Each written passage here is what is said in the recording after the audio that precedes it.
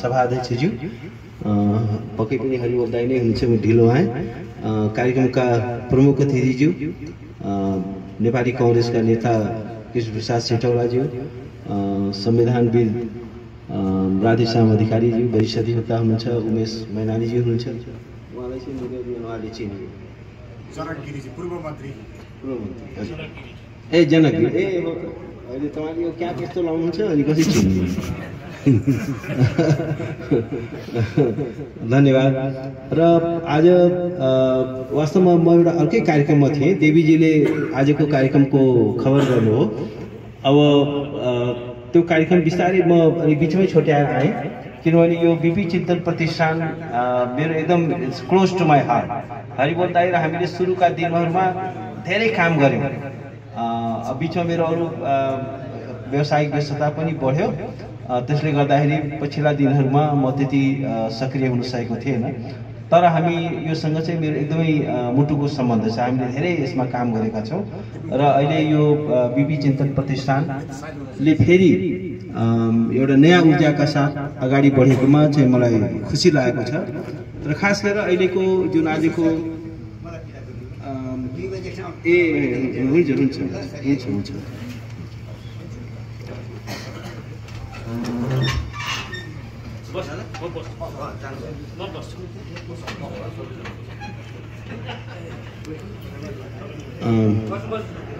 धन्यवाद। बस्नुहोस् न। अब आजको यो जुन कार्यक्रम राख्नु भएको छ यो चाहिँ अत्यन्त सामयिक छ, किनभने अहिले संविधान संशोधनको कुरा पनि उठेको छ र संविधानमाथि एउटा तीव्र दबाव पनि बढेको छ, संविधानमाथिको सङ्कट आक्रमण पनि बढेको छ।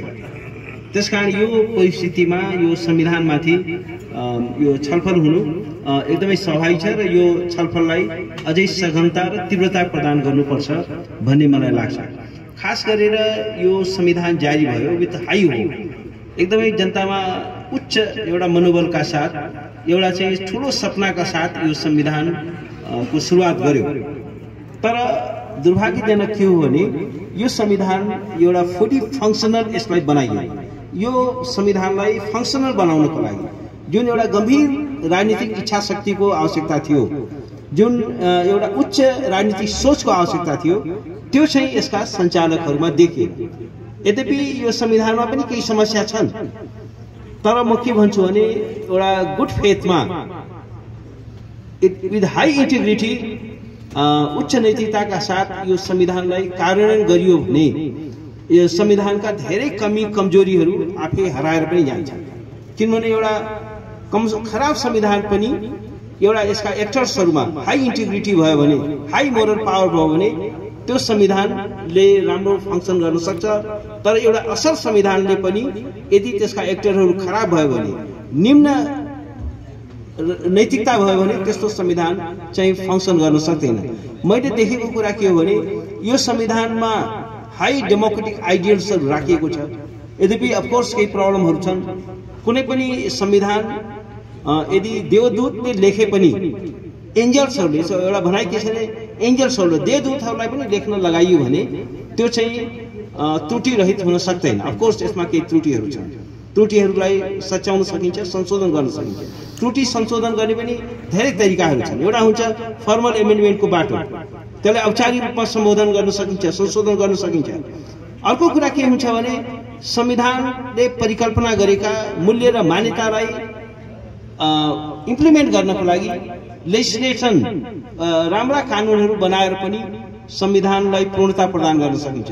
किनभने संविधानमा धेरै किसिमका ग्यापहरू हुन सक्छन्। त्यो ग्याप्सहरूलाई गुड लेजिस्लेसन, राम्रा कानुनहरू बनाएर पनि त्यसलाई एउटा फङ्सनल बनाउन सकिन्छ। तेस्रो कुरा के हुन्छ भने अदालती भूमिकाद्वारा अदालतले संविधानको प्रोग्रेसिभ व्याख्या गरेर पनि यो संविधानलाई विकसित गर्छ। किनभने के हुन्छ भने संविधानको बारेमा के भनिन्छ भने संविधान एउटा सिटीमा लेखिँदैन, संविधान लेखिँदैन, संविधान चाहिँ विकसित हुन्छ भनिन्छ। यो चाहिँ इभोल्युसनको प्रोसेसद्वारा, विकासको प्रक्रियाबाट अगाडि बढ्छ। त्यसकारण मैले भन्ने गरेको थिएँ कि constitution writing and constitution building is two different thing. Constitution लेख्नु र संविधानको निर्माणको प्रक्रिया अगाडि बढाउनु दुईटा फरक कुरा हो। मैले देखेको यो संविधानको अहिलेको जुन फ्रस्ट्रेसन देखिन्छ यो संविधानको कारणले भन्दा पनि यो संविधान लाई एउटा गभर्नेन्स दिन नसकेको कारणले गभर्नेन्सको क्राइसिस यो संविधानले फेस गर्दैछ, इम्प्लिमेन्टेसनको क्राइसिस यो संविधानले फेस गर्दैछ र संविधानमा हाई आइडियल्सको व्यवस्था गरिए तापनि यसलाई यसका सत्ता सञ्चालकहरू कस्ता भयो भने लो पोलिटिकल इन्टिग्रिटी भएका मान्छेहरू, हाई पोलिटिकल आइडियल्सहरूलाई संविधानले लिपिबद्ध गरेको छ।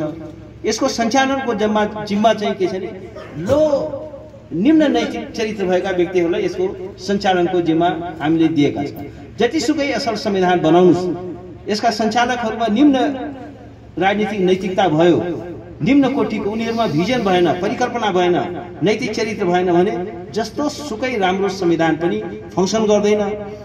यदि यसका सञ्चालकहरूमा हाई पोलिटिकल मोरालिटी भयो भने, इन्टिग्रिटी भयो भने बेलायत जस्तो एकदमै अलिखित संविधानमा त्यहाँ there is no written constitution in the UK तैपनि त्यो they are able to have a best democracy. उनीहरूले संविधानै लिखित संविधानै नभए पनि बेस्ट संविधान चाहिँ लेख्न सफल भएका छन्। अब हामीले जतिसुकै तमसुक जस्तो एक एक कुरा त्यसमा उल्लेख गरे पनि यसलाई हामीले फङ्सनल बनाउन सकेको छैनौँ। यो चाहिँ मेरो विचारमा हाम्रो दुर्भाग्य हो, यो गभर्नेन्सको क्राइसिस। त्यसकारण मेरो विचारमा संशोधनको प्रक्रिया यो नियमित प्रक्रिया हो, किनभने संविधान एउटा डाइनामिक दस्तावेज हो। तर एउटा म के भन्छु भने एउटा चाहिँ विकसित देशको बेलायतको अमेरिकाको लयरलाई संविधानको त्यही धारा दिनुस्, त्यही संविधान दिनुस् र एउटा डेभलपिङ वर्ल्डको एउटा कानुन व्यवसायी या राजनीतिज्ञलाई त्यही संविधान दिनुस्। डेभलप कन्ट्रीको राजनीतिज्ञले त्यहाँको चाहिँ लयरले के भन्छ भने संविधानको ओभरअल स्पिरिट यो हो, मकसद यो हो, यसलाई यसरी कार्यान्वयन गर्नुपर्छ भन्छ। तर चाहिँ के छ भने एउटा गरिब देशको हामी नेताहरूको पनि, हामी कानुन व्यवसायीहरूको पनि हाम्रो सोचमा पनि दरिद्रता छ। हामीले के भन्छौँ भने संविधानै यो खराब छ, यो कानुनै गलत छ, संविधानै खराब छ, यसलाई चाहिँ फ्याँक्नै पर्छ। तर हामी एउटा कुरा के बिर्सनु हुँदैन भने अमेरिकामा 250 वर्षदेखि US America is govern by the same constitution. 250 वर्ष अगाडि लेखिएको संविधान, जुन बेला अमेरिकाको संविधान लेखियो त्यो बेला त्यो संविधान अन्तर्गत महिलाहरूलाई भोटिङ राइट थिएन, ब्ल्याक पपुलेसनलाई भोटिङ राइट थिएन, राइट टु इक्वालिटी खालि व्हाइट्सहरूको बिचमा मात्रै थियो। भोटको अधिकार चाहिँ के छ भने व्हाइट्सम्यान वुमेनलाई होइन, म्यानलाई मात्रै, र प्रपर्टी जोसँग सम्पत्ति थियो। तर अहिले 250 वर्षपछि थोरै संशोधनद्वारा America is govern by the same constitution, एउटा घोडागाडीको युगमा देखिएको संविधानले आज सुपर इन्डस्ट्रियल सोसाइटीमा,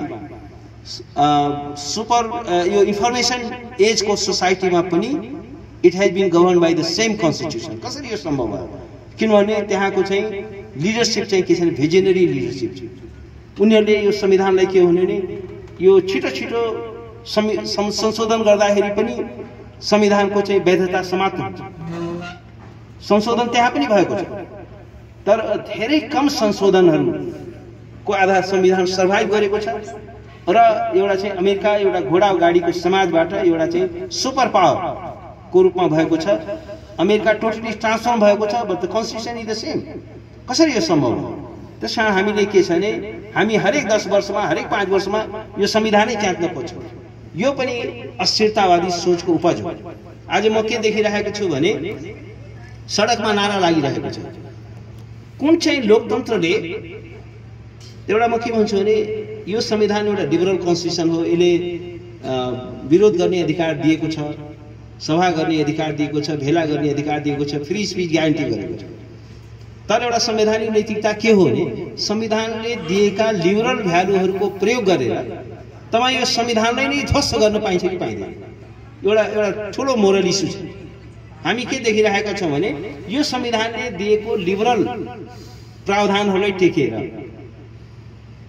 फ्री स्पिचदेखि लिएर शान्तिपूर्ण तरिकाले भेला हुने अधिकार, यी सारा लिबरल भ्यालुजहरू छ।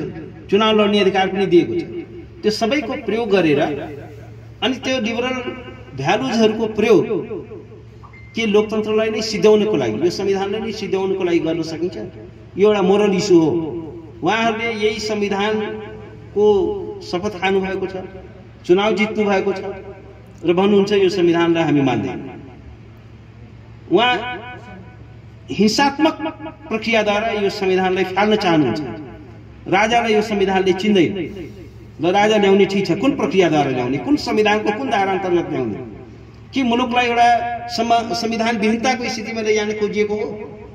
के संविधानलाई, के मुलुकलाई एउटा पोलिटिकल भ्याकुमको स्थितिमा लैजान, लिगल भ्याकुमको स्थितिमा लैजान खोजिएको हो? मुलुकलाई के हाइजेक गर्न खोजिएको हो? त्यो अधिकार यो संविधानले कहाँबाट दिन्छ? यो संविधानले अफकोर्स एउटा लिबरल पोलिटिकल अर्डर स्थापित गरेको छ, एउटा लोकतान्त्रिक भ्यालु सिस्टमलाई यो संविधानले इन्स्योर गरेको छ। तर तपाईले यसको दुरुपयोग गरेर यसको चाहिँ यसलाई यसमाथि नै एट्याक गर्दै हुनुहुन्छ। संविधानको परिकल्पना भन्दा बाहिर तपाईँ जान खोज्दै हुनुहुन्छ। जुन कुराको परिकल्पना यो संविधानले गरेको छैन। हिंसाको भरमा कुन चाहिँ लोकतन्त्रले आफूलाई हाराकिरीमा राख्छ? के संविधानले हाराकिरीको बन्दोबस्त गरेको छ? हिंसाद्वारा यो संविधानले उल्टाउनै पाइन्छ? सार्वभौम सत्ता जनतामा निहित छ, तर जनतामा निहित भएको सार्वभौम सत्ताले उल्टाउने अधिकार के कसैलाई छ? अफकोर्स संशोधन भनेको त यो संविधानको फ्रेमवर्क भित्रको कुरा हो। संविधानले नै परिकल्पना गरेको छ संशोधन हुन सक्छ, तर संशोधन भन्ने कुरा सडकबाट हुँदैन। त्यो चाहिँ संसद भवन भित्रबाट हुन्छ। 2/3 बहुमत भयो भने संविधानका धाराहरू परिवर्तन हुन सक्छन्। यो रिजिड कन्स्टिट्युसन होइन, यो फ्लेक्सिबल कन्स्टिट्युसन हो। यो डेमोक्रेटिक कन्स्टिट्युसनको एउटा ब्युटी के हुन्छ भने यो फ्लेक्सिबल हुन्छ। यसलाई चाहिँ के छ भने बहुमतका आधारमा सुपर मेजोरिटीद्वारा, त्यो पनि जनरल मेजोरिटी होइन, सिम्पल मेजोरिटी होइन, सुपर मेजोरिटी भनेको 2/3 चाहिन्छ। सुपर मेजोरिटी भयो भने जनताको म्यान्डेट भयो भने तपाईँ संसदमा 8वटा 10 सिट 5वटा सिट ल्याउनु भएको छ, तपाईँ भन्नुहुन्छ म सडकबाट यो संविधान फाल्छु। यो भन्दा ठुलो अनि संवैधानिक नैतिकता, राजनीतिक अनैतिकता केही पनि हुन्छ। त्यसकारण अहिले मैले देखेको के छ भने अहिलेको समस्या भनेको अफकोर्स मैले यो पनि भन्ने गर्छु फेरि अहिलेको यो संविधानलाई अफकोर्स यो सडकबाट केही मान्छेहरूले हिंसा गर्न खोज्दैछ, एउटा पार्ट छ। तर यो संविधानलाई मैले देखेको चाहिँ के छ भने सबैभन्दा ठुलो खतरा यो संविधानको शपथ खाएकाहरूबाट नै सबैभन्दा ठुलो खतरा छ। किनभने उनीहरूले जुन अकुत सम्पत्ति जम्मा गरेका छन्, जुन भ्रष्टाचार गरेका छन्, कुशासन ल्याए, यत्रो हाई होपका साथ यो संविधान सुरु गरियो। यो संवैधानिक यात्रामा हामी छौँ, गभर्नेन्सको लागि सुशासन, राम्रो शब्द यहाँ राख्नु पर्यो। यो संविधानको आधारभूत उद्देश्य के भने सुशासन सृजना गर्ने, पारदर्शिता ल्याउनु।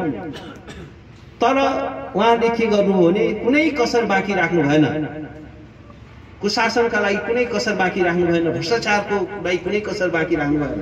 आज नेपालले चाहिँ त्यसरी एमसीसी बन्द गर्यो, फलाना युएसआइडी बन्द गर्यो भनेर रोइलो गरिँदैछ। म त के भन्छु भने अहिले भारतमा एउटा न्यायाधीशको घरमा त्यहाँ आगो लाग्यो, फायर ब्रिगेड जाँदाखेरि त्यहाँ 50 करोड रुपियाँ भेट्यो। तर म बागी ठोकेर भन्छु यदि हाम्रा नेताहरूको घरमा छापा मार्ने हो भने एउटा मझौले खालको नेताको घरबाट पनि 1 करोड रुपियाँ निस्किन्छ। एउटा मझौला खालको नेताको घरमा पनि छापा मारियो भने 1 करोड भन्दा कम निस्किँदैन र अलिकति ठुला नेताको घरबाट त अर्बौं रुपियाँ, 50 करोड होइन 50 अरब रुपियाँ निस्किन्छ। यदि त्यो सबै पैसा कन्फिस्केट गर्ने हो भने नेपाललाई विदेशी सहायता चाहिएन, हामीलाई युएसआइडी चाहिएन, एमसीसी चाहिँदैन। त्यही पैसाले नेपालमा चाहिँ के छ भने रोजगारी सृजना हुन सक्छ, अस्पताल बन्न सक्छ, स्कुल बन्न सक्छ। आज यत्रो करप्सन छ यो मुलुकमा। अनि यसले गर्दाखेरि चाहिँ के हो भने आज चाहिँ नेपालको नागरिक विक्षिप्त भएको छ। विक्षिप्त भएको कारणले गर्दाखेरि कुनै एउटा स्तरहीन मान्छे जसको बोलीको पनि ठेगान छैन, जो आफै बैंकिङ उसको फ्रडमा लागेको छ, अवचलन गरेको छ, त्यसलाई पनि नेता मान्न तयार छ। त्यसको पछाडि पनि यो चाहिँ के हो भने यो अल बिकज अफ आफूलाई चाहिँ हामी लोकतन्त्रवादी हौँ भनेर जनताको भोट दिएकाहरू संविधानको रक्षा गर्छु भनेर शपथ खाएकाहरू चरम भ्रष्टाचारले गर्दाखेरि नेपालको आम मतदाताले विक्षिप्त बनाएको छ। यो विक्षिप्तताको परिणाम हो।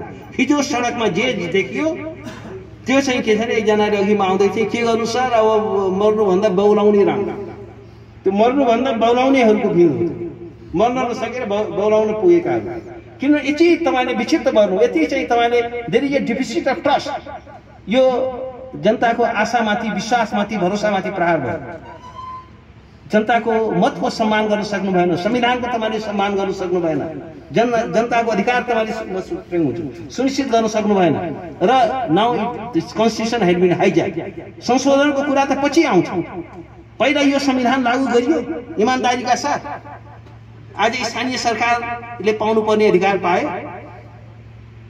आज चाहिँ के छ भने स्थानीय सरकारले पाउनुपर्ने कर्मचारी फन्ड फङ्सन फङ्सनरी भन्छ एउटा लोकल अटोनोमीको लागि लोकल गभर्नेन्सको लागि तीनटा कुरा चाहिन्छ फन्ड चाहियो उसले चाहिँ त्यहाँ चाहिँ पैसा पठाउनु पर्यो उसले आफ्नो ट्याक्स पनि उठाउनु पाउनु पर्यो फङ्सनरिजहरू भनेको कर्मचारी उसले पाउनु पर्यो आफै पनि नियुक्त गर्न पाउनु पर्यो